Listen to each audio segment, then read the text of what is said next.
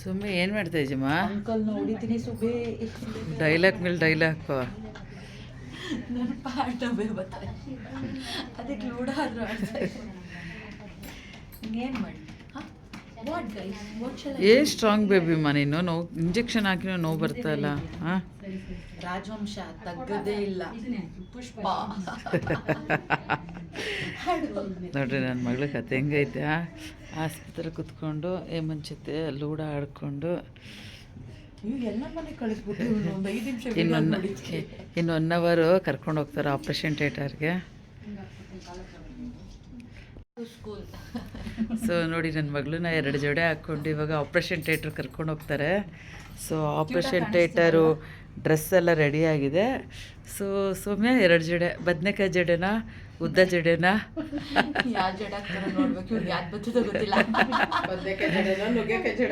So ನಾನು ಜಡೆ ಕಟ್ಬಿಟ್ಟು ಇಷ್ಟೇಷ್ಟು ಮಾಡಾಕ್ತಿದ್ದೆ. ಬದನೆಕಾಯಿ ಜಡೆ ಅಂದ್ಬಿಟ್ಟು. ಹೌದಾ? ಕೂದಲು ಇನ್ಸ್ಪೆಕ್ಷನ್ ಆಗ್ಬಾರ್ದು ಅಂತ. ನೋ ವರ್ಡ್, ನಮ್ಮ ಮಮ್ಮಿಗೆ ಬಿಟ್ಟರೆ ಇವ್ರಿಗೆ ಕೊಡ್ತಿರೋದು ನನ್ನ ಜುಟ್ಟ. ಕಟ್ಟಿಂಗು ಕೂಡ ಯಾರಿಗೂ ಕೂಡ ನಮ್ಮ ಮಮ್ಮಿನೇ ಮಾಡ್ಕೊಡ್ತಾರೆ. ಓಕೆ. ಸೊ ಜಡೆಗೆ ಎಷ್ಟು ಮಾರ್ಕ್ಸ್ ಕೊಡ್ತೀರಾ 100ಗೆ? 100 ಕೊಡ್ತೀನಿ. ಡಿಫ್ರೆನ್ಸ್ ಅದು ಇದು 350 370 ಆಗುತ್ತೆ. ಇದೆಲ್ಲ 395 420 ಎರಡು ಪ್ರೈಸ್. ಇವೆಲ್ಲ ಟವಲ್ಸ್.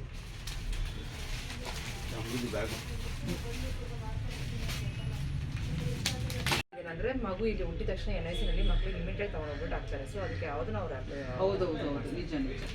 ಇವಾಗ ಯಾರು ವಾಶ್ ಮಾಡಿ ಯೂಸ್ ಮಾಡೋಷ್ಟು ಟೈಮೂ ಇರಲ್ಲ ಅವ್ರು. ಇದು ಟವೆಲ್ ಈ ಮೆಟೀರಿಯಲ್ ಇರುತ್ತೆ.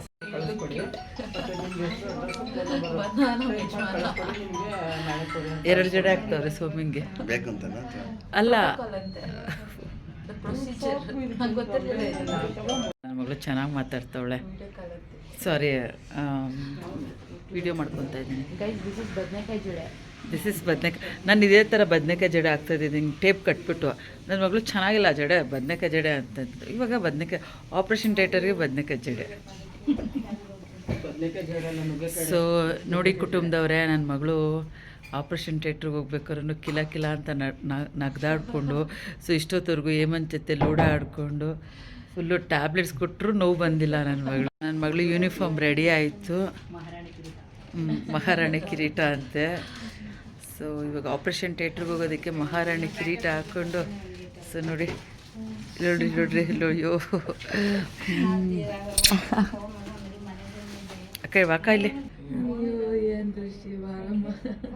ಇವತ್ತೊಂದಿನ ಇದ್ದಿದ್ರೆ ಇವತ್ತೊಂದಿನ ಹೋಗ್ಬಿಟ್ಟು ಪೀಸ್ ಎಲ್ಲ ತಿನ್ಕೊಂಡು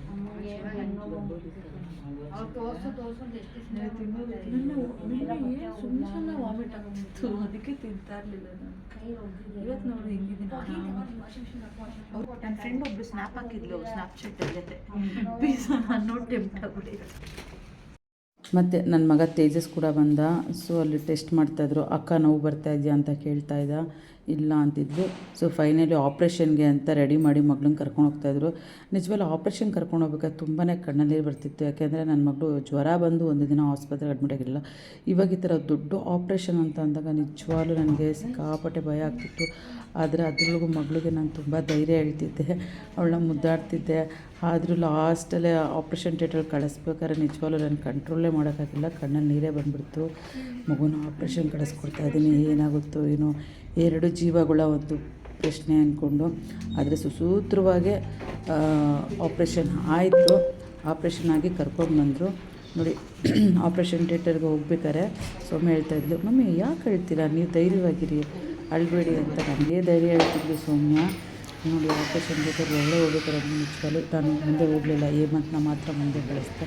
ಯಾಕೆಂದರೆ ನನಗೆ ತುಂಬ ಅಳು ಬಂದುಬಿಡ್ತು. ಅದಕ್ಕೂ ಮತ್ತು ರಿಲೇಷನ್ಸ್ ಎಲ್ಲ ಬಂದು ಟೆನ್ಷನಿಂದ ಕಾಯ್ತಾಯಿದ್ರು.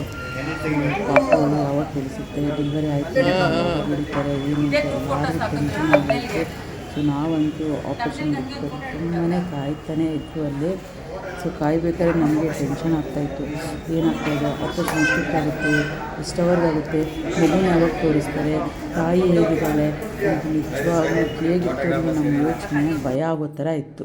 ಫೈನಲಿ ಆಪ್ರೇಷನ್ ಮುಗಿಸ್ಕೊಂಡು ನನ್ನ ಮಗಳನ್ನ ಕರ್ಕೊಂಡು ಬಂದರು ವಾರ್ಡ್ಗೆ. ನಿಜವಾಗ್ಲೂ ನನ್ನ ಮಗಳು ನೋಡಿ ಫಸ್ಟು ಹೇಗಿದ್ದಮ್ಮ ಏನು ಅಂತ ಕೇಳಿದೆ. ಸೊ ನನ್ನ ಮಗಳು ಸ್ವಲ್ಪ ಮಾತಾಡ್ತಿದ್ಲು. ಯಾಕೆ ಅಂತ ಅಂದರೆ ಸ್ವಲ್ಪ ಇಂಜೆಕ್ಷನ್ ಬೇರೆ ಹಾಕಿದ್ರಲ್ಲ, ಇದಾಗಿತ್ತು. ಅಷ್ಟರಲ್ಲಿ ಹೇಮಂತ್ ಬಂದರು. ಹೇಮಂತ್ ಕೇಳೋಕ್ಕೆ ಅಮ್ಮ ಐಶ್ವರ್ಯ ಹುಟ್ಟಿದ್ಲು ಅಂತ ತೊಗೊಂಬಂದು ನನ್ನ ಕೈಲಿ ಕೊಟ್ಟರು. ನಿಜವಾಗ್ಲೂ ನನಗೆ ಆ ಕಂದಮ್ಮನ ನೋಡಿ ನಿಜವಾಗ್ಲೂ ಕಣ್ಣಲ್ಲಿ ನೀರು ಬಂತು ಒಂದು ಕ್ಷಣ. ಯಾಕೆಂದರೆ ನನ್ನ ಮಗಳೇ ಮುದ್ದು ಮಗು, ಆ ಮಗು ಹೊಟ್ಟಲ್ಲಿ ಇನ್ನೊಂದು ಮಗುಗೆ ಎಷ್ಟು ಖುಷಿ ಆಯಿತು ಅಂದರೆ ನಿಜವಾಗ್ಲೂ ತುಂಬಾ ಖುಷಿ ಆಯಿತು ನನಗೆ. ಸೊ ಆಮೇಲೆ ಅಲ್ಲಿರೋ ಸಿಸ್ಟರ್ಗಳೆಲ್ಲ ಬಂದು ಮಗುಗೆಲ್ಲ ಮಗುನ ಎತ್ಕೊಂಡು ತಾಯಿ ಹತ್ರ ಎಲ್ಲ ಫೀಡಿಂಗ್ ಮಾಡಿಸಿದ್ರು.